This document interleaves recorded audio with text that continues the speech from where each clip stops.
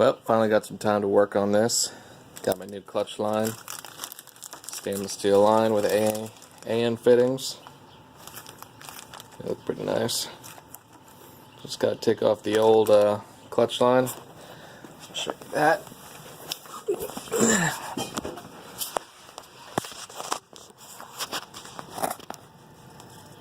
There it is right there. Yep.